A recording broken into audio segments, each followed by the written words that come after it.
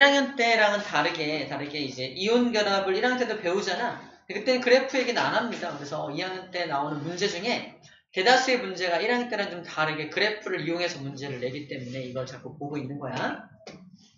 자, 일단 기억, 10번의 기억에 보면은 R0는 이온 결합이 형성되는 거리이다. 너무 당연하게 맞는 말이죠. 이 R0라는 거리는 이온 결합이 형성되는 거리가 맞습니다. 맞죠? 그게 에너지가 가장 낮을 때니까 이온 결합이 형성되는 거리가 되는 거잖아. 그래서 기억은 당연히 맞는 말이고요. 이온 사이의 거리가 R0일 때보다 멀어진다면, 이거보다 멀어지면 에너지가 에너지가 많아지고 있죠? R0보다 거리가 멀어진다면 에너지가 많아진다는 말은 무슨 말이야? 인력이 어떻게 된 거야? 강해지는 거야, 약해지는 거야? 인력이 반발력보다 우세하다. 당연히 우세하겠죠? 인력이 더 반발력보다 우세합니다. R0보다 더 가까워지면 반발력이 우세해지는 거잖아. 그럼 반대쪽은 반발력보다는 인력이 더 우세하다는 표현이 맞는 표현이 되겠죠. 니은도 맞는 말. 자, 그 다음 우리를 힘들게 하는 게 바로 이겁니다. 에너지. 요 에너지가 의미하는 게 뭐냐면, 이게 이온 결합이 딱 형성될 때 방출되는 에너지잖아. 만약에 에너지 값이 더 커서 만약에 그래프가 이렇게 생긴 그래프가 있다라고 한번 상상해봐. 이 녀석 에너지 값이 훨씬 크죠. 이게 A라는 물질이 B라는 물질이라면 B라는 물질이 형성될 때는 더 많은 에너지를 방출한 거지. 그러면 B를 다시 이온으로 돌려보내기 위해서는 이만큼의 에너지를 공급해줘야 한다는 말이기도 합니다. 다시 말해서 고체 상태의 이온 결합 물질을 액체로 돌려보낼 때 이따만큼의 에너지를 공급해야 되는 게 B라는 물질이란 뜻이야. 즉 B가 A보다 녹는 점이 더 높아요. 이해돼요? 자, 그런 뜻으로 받아들여주면 됩니다. 결합할 때 에너지를 더 많이 방출해? 우와! 둘이 엄청 끈끈하게 결합하고 있나 보다. 얘네를 다시 원래 상태로 돌려보내려면 굉장히 많은 에너지를 넣어줘야겠네. 그러니까 결합이 엄청 세구나. 결합의 세기하고 접목할 수 있다는 거야.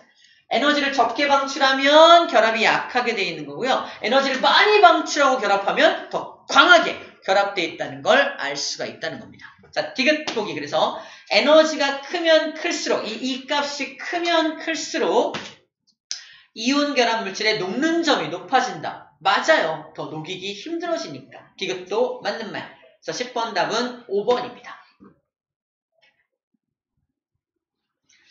자, 그 다음 11번 같은 경우는 R0가 누가 더 크냐, 에너지가 누가 더 크냐라는 내용인데,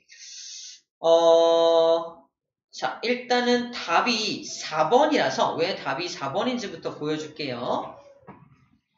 R0는 이온 간의 결합거리잖아, 결합거리.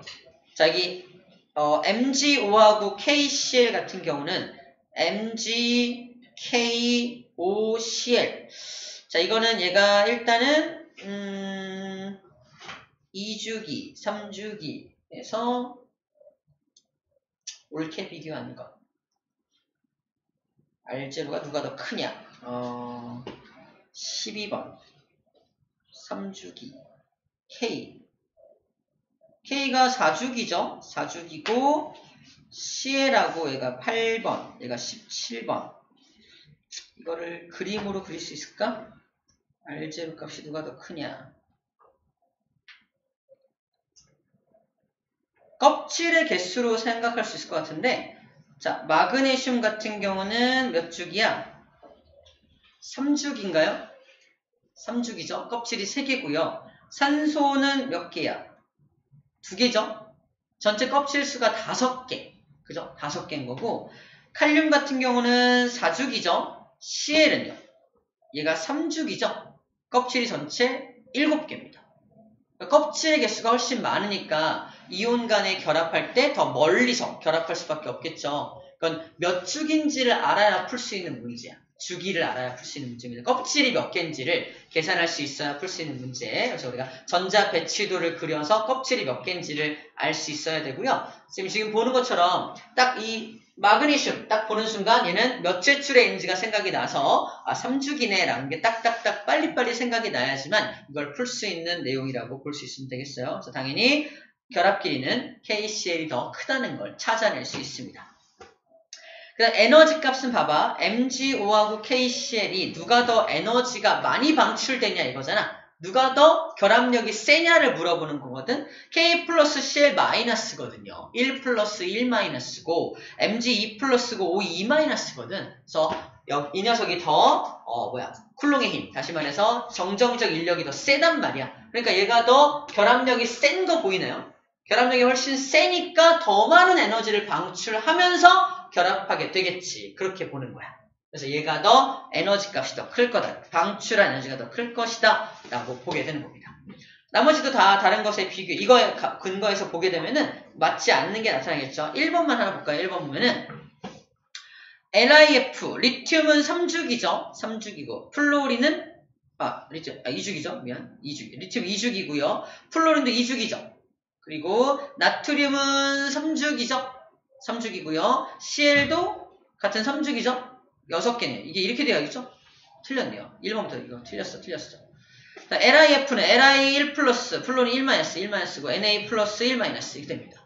그럼 같은 전하량을 갖고 있으면 이제 뭘 비교해야 돼? 거리를 비교하면 되겠죠? 이때 또 껍질수가 들어가야 돼. 자, 리튬은 2주기, 얘도 2주기, 3주기, 3주기니까 껍질이 얘가 더 많죠? 껍질이 많으면 자, 쿨롱의 힘은 R 제곱분의 1에 반비례하죠? 거리가 멀면 힘은 약해지는 거야. 그죠? 그러니까 얘가 힘이 더 약합니다. 보이나요? 얘가 힘이 약해. 힘이 약하. 결합력이 약하다는 게 느껴져? 결합력이 약하니까 얘가 더 많은 에너지를 방출해. 완전 반대로 써놨습니다.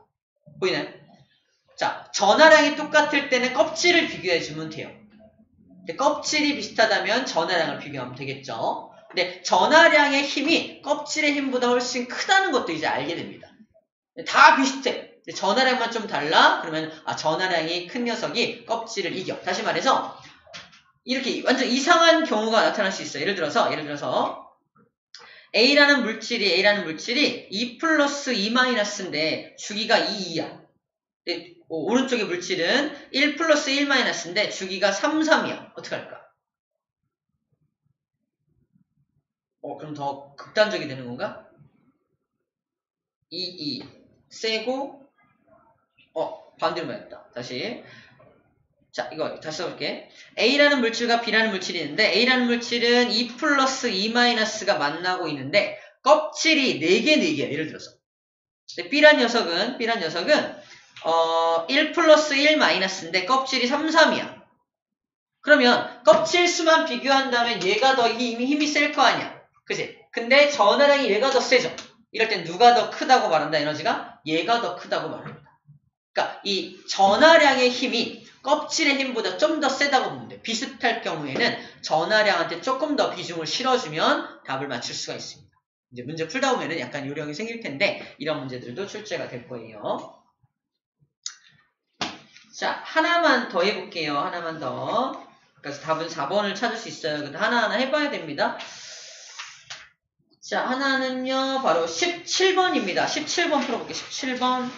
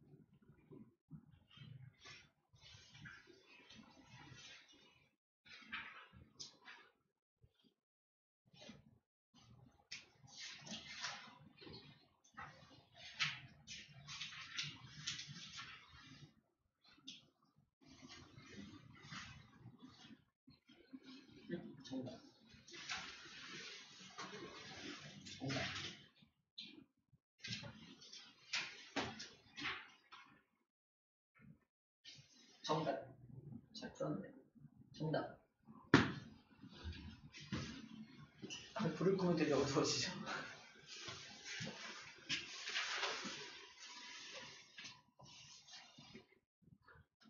정답.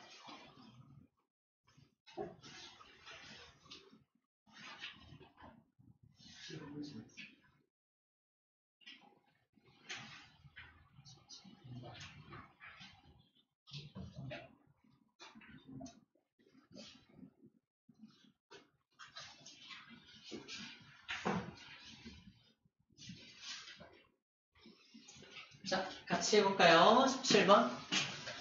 자, 4가지 이온결합 물질에 대한 자료들이 있는데 원자 번호가 A와 B 중에 누가 더 크냐라고 물어보고 있잖아. 그러면 이온 사이의 거리를 보면 되겠죠? 봐봐. NaA하고 NaB 이 2가지만 딱 비교했을 때 똑같이 NA라는 기준 물질이 있고 A가 결합되었을 때는 235라는 결의가 나오는데 B가 결합되었을 때 283이 결합됐다는 건 껍질이 더 많다는 뜻입니다. B가. 그죠? 껍질이 많다는 건 원자 번호가 큰 거지. 원자 번호가 크니까 이제 2개, 8개 막 늘어나는 거잖아. 그러니까 껍질이 더 많다. 원자 번호가 크다. 그럼 원자 번호는 A보다는 B가 더 원자 번호가 크다는 걸 알 수가 있습니다. 근데 A가 B보다 크다고 했으니까 틀린 말이 되는 거죠. 자, 2번째. C와 D의 전하량을 비교해라. C와 D의 전하량을 비교하라는 건데 나트륨의 2배이다. 나트륨의 2배이다. C하고 D는 여기 있죠. 여기에 있는데 봐봐. 이건 딱 나와 있잖아. O가 2-라는 걸 알고 있다면 풀 수 있는 문제죠. 자, O가 2-니까 당연히 C는 뭐야? 2+가 돼야 이게 1대1로 결합한 거 보이나요? 1대1로 결합하고 있으니까 당연히 2 플러스 2 마이너스일 겁니다. 얘도 1대1로 결합하니까 D가 당연히 2 플러스일 거예요. 그러니까 NA는 1 플러스니까 C와 D는 2 플러스 2 플러스니까 2배가 맞죠? 그죠? 그래서 C와 D의 전하량은 당연히 나트륨의 2배가 됩니다. 우리 아까 2-하고 1대1로 결합하려면 당연히 2 플러스여야겠네. 그거 갖다 푸는 문제가 되겠죠? 그래서 D는 당연히 맞는 말이 됩니다.